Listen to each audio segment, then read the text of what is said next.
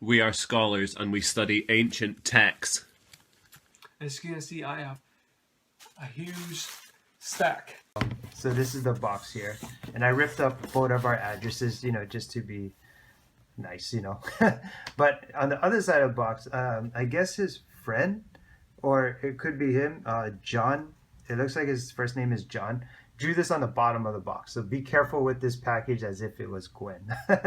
He knows how to balance the humor with the seriousness and like the breaking the fourth wall and the pop culture references. I feel like everybody else that tries to do Deadpool makes it too cheesy.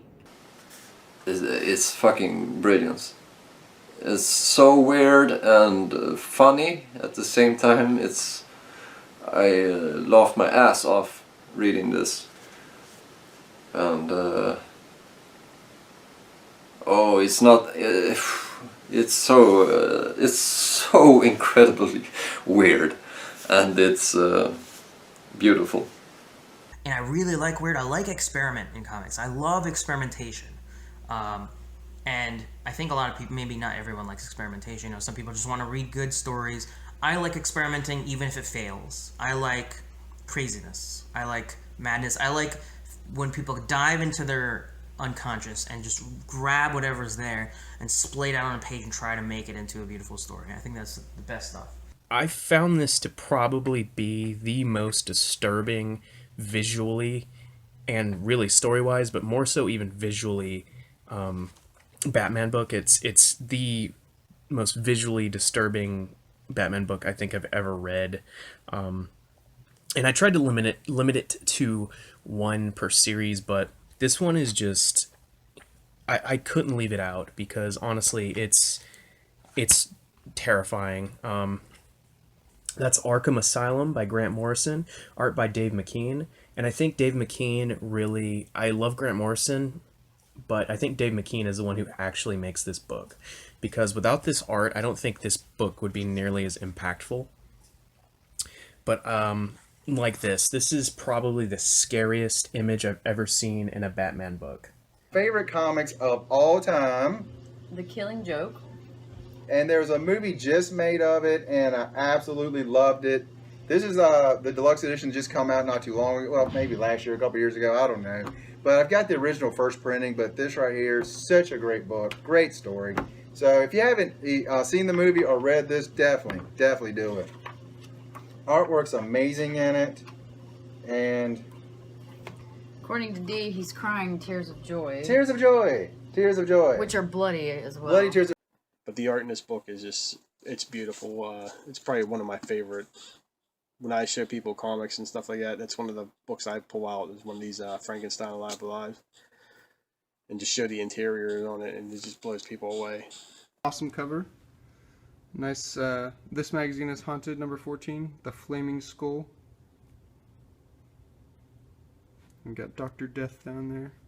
And I absolutely loved it because you're seeing Earth Prime, and you're seeing, I believe this was Earth 1, because that would be Superman of Earth 1. And this book was absolutely stunning to me. And this came out in 1985. So like I said, this book was absolutely stunning to me. Superboy Prime was an absolute disaster of a nutcase. And it's just funny how kind of berserk he went in Infinite Crisis. And it's tragic how such a cool character went just nuts. The very first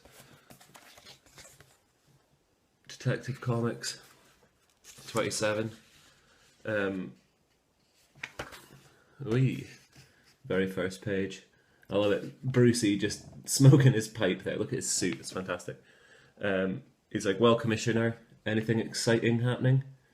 And the Commissioner's like, no, not really. Oh, wait, hang on. There's a guy dressed up as a bat who's running around solving crime. How did that slip my mind?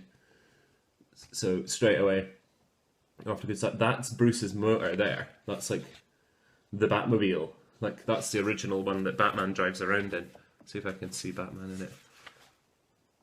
But they just call it his high-powered sports car or whatever. But in this, I know there's the whole thing about the purple gloves, but they're kind of like a light blue in this. I don't know if that's been changed. Because I know in 0 Year, that's what the Scott Snyder story, that's what that's referencing, the purple gloves that Batman wears. But you know, it's just cool because like to see people out there. Here's another one. I'm sorry, Detective Comics 428. To see people out there talk about their books, you know, and how much they love the stories and stuff. That's what sparks my interest. That's what gets me just excited to go on the hunt for these books. I'm afraid I won't do a haul video next month because I have to save up some money for some more books.